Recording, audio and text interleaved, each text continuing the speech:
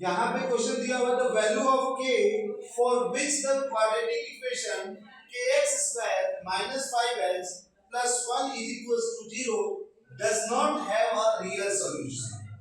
कहने का मतलब क्वेश्चन ने हमसे क्या कहा कि हमें वैल्यू फाइंड करनी है k की, और ये क्वाड्रेटिक इक्वेशन हमें दिया है kx square minus 5x plus 1 is equals to 0 does not have a real solution, इसका कोई रियल सॉल्यूशन ना हो।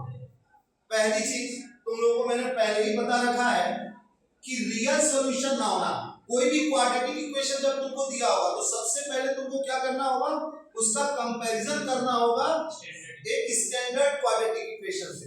तो स्टैंडर्ड क्वाड्रेटिक इक्वेशन होती क्या है, ax square plus bx plus c equals to 0।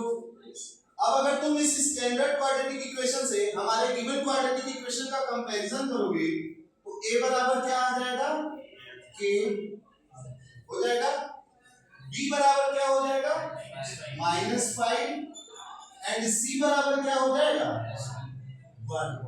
अच्छा, अब तुम लोगों को मैंने कहा था जो भी क्वाड्रेटिक इक्वेशन होगा उसका डिस्क्रिमिनेंट तुमको निकालना होगा। डिस्क्रिमिनेंट यानी कि d, और d निकालते क्या हो तो d के लिए फॉर्मूला होता है b square minus 4ac, b square minus 4ac। तुम्हारे सामने b भी मिल चुका है, a भी मिल चुका है और c भी मिल चुका है।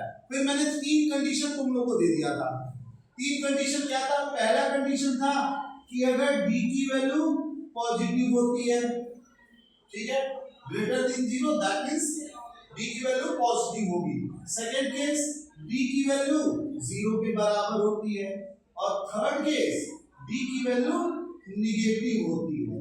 अब इन तीन केसेस में होता क्या है, यहां से तुमको रूट्स रियल मिलते हैं और साथ ही साथ डिस्टिंक्ट मिलते हैं, अलग अलग रूट्स होते हैं। दूसरा केस b की वैल्यू अगर 0 होती है तो यहां भी रूट्स तुमको रियल मिलते हैं पर रूट्स इक्वल मिलते हैं। और ये तीसरा केस है, रूट्स रियल नहीं मिलेंगे, इमेजिनरी मिलेंगे। यहां पे रूट्स कैसे मिलते हैं हमको, इमेजिनरी। सो क्वेश्चन में हमसे क्या कहा है, does not have a real solution, उसका रियल सॉल्यूशन ना हो, यानी हमारा केस कौन सा होगा, थर्ड वाला केस होगा।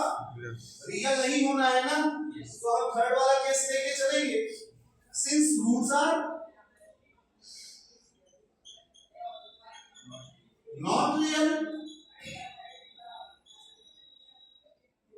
सो तब हम क्या करेंगे, हम कंडीशन ले लेंगे d इज लेस देन 0। अब d की जगह क्या रख दोगे, b square minus 4ac is less than 0। अच्छा, अब b की वैल्यू क्या है हमारी -5, -5 का स्क्वायर माइनस 4 इंटू a है हमारा k, c है हमारा 1 इज लेस देन 0। बड़े ध्यान से देखना, -5 का स्क्वायर करते हैं हम तो 25 होता है, -4k। अच्छा, यहां देखो हम किसको ट्रांसफर करके उधर ले जाएंगे, हम लेके चलेंगे 4k को, माइनस साइन में है, दूसरे साइड में लेके जाऊंगा तो क्या मिलेगा, 25 is less than 4k। That means k, अगर तुम देखो 4 इधर डिवाइड करोगे तो k यहाँ पे बड़ा, ओपनिंग कहाँ है इसकी, k की तरफ है ना, तो हम k की तरफ ओपनिंग करेंगे 25/4, यानी k की वैल्यू 25/4 से बड़ी होनी चाहिए। ठीक है, k की वैल्यू 25/4 से बड़ी होनी चाहिए, तो हमारा आंसर हो जाएगा 25/4।